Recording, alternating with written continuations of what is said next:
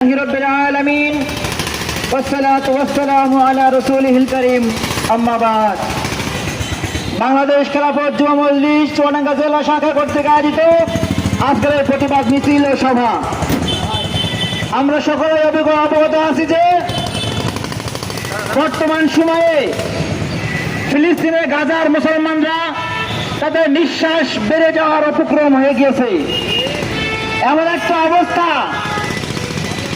ফিলিস্তিনের ইসরায়েলের কুত্তারা এমন ভাবে মাথাটা লেগে পড়েছে মুসলমানদের ধ্বংস করার জন্য, গাজাকে ধ্বংস করার জন্য তারা পরিপূর্ণভাবে মাঠে নেমে পড়েছে।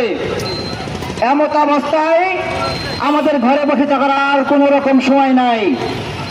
আমরা মুসলমান, আমাদের কাজ কি? আমাদের প্রিয় নবী জনাবে মুহাম্মদ রাসূলুল্লাহ সাল্লাল্লাহু আলাইহি ওয়াসাল্লাম বলেন, সমস্ত মুসলমান তারা একটি দেহের নাই। একটা মুসলমান যদি কোথাও কষ্ট পায়, প্রত্যেকটা মুসলমান তারা কষ্টে ব্যথিত হয়। মুহাম্মদ সাল্লাল্লাহু আলাইহি ওয়াসাল্লাম বলেন, সমস্ত মুসলমান ভাই ভাই। অন্য হাদিসে আছে, যেমন নাকি কোন একটা শরীরে তার একটা চোখ ব্যথিত হয়, তাহলে অন্য চোখও কাঁদে। যদি আপনার এক হাত ব্যথা লাগে, অন্য হাতেও কিন্তু ব্যথা অনুভব করা যায়। আপনার একটা শরীরে যে কোনো অঙ্গে ব্যথা লাগে, তাহলে আপনার অন্তরে কিন্তু ব্যথা লাগে। ঠিক তেমনি ভাবে সারা বিশ্বের সমস্ত মুসলমান কিন্তু এক এবং অভিন্ন। সারা পৃথিবীর মুসলমান যেখানেই কষ্ট পাবে, ব্যথিত হবে, প্রত্যেকটা মুসলমান কিন্তু সেই ব্যথায় ব্যথিত হতে হবে। কারণ এটা মুহাম্মদ সাল্লাল্লাহু আলাইহি ওয়াসাল্লামের আদেশ এবং হাদিস। এজন্য আমি বলতে চাই,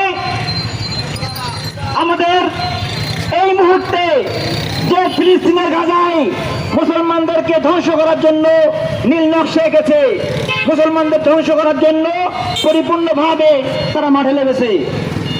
এজন্য আমরা বাংলাদেশে যারা আছি সংখ্যায় কম, আমাদের ঈমান, আমরা মুসলমান, আমরা সকলে কিন্তু ঈমানদার। আর এই প্রত্যেকটা মুসলমান কিন্তু একটা বারুদের মতো। আমি বলতে চাই, ইহুদি খ্রিস্টান ও ইসরায়েলি বাহিনীদেরকে, এই মুসলমানদেরকে নিয়ে তোমরা খুশাখুশি করো না।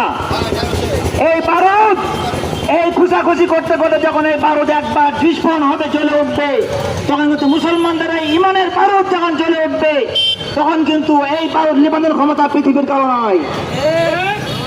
আমি বলতে চাই, এই মুসলমানদেরকে নিয়ে বারবার খুশাখুশি করা, এটা শোভনীয় হবে না।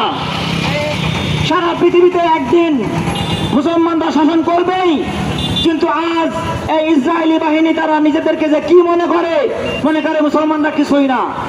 কিন্তু মুসলমান এরা বীরের জাতি, এরা কাপুরুষরা। এই বিষয়ে আমি বলতে চাই, বর্তমান সময়ে আমাদের প্রধান উপদেষ্টা ডক্টর ইউনূস সাহেব, আপনার বিশ্বে সারা পৃথিবীর ভিতরে একটা গ্রহণযোগ্যতা আছে। আপনি এই গ্রহণযোগ্যতাকে কাজে লাগিয়ে মুসলমানদের পাশে থাকুন। আপনার এই গ্রহণযোগ্যতাকে কাজে লাগিয়ে গাজার মুসলমানদের পাশে থাকুন।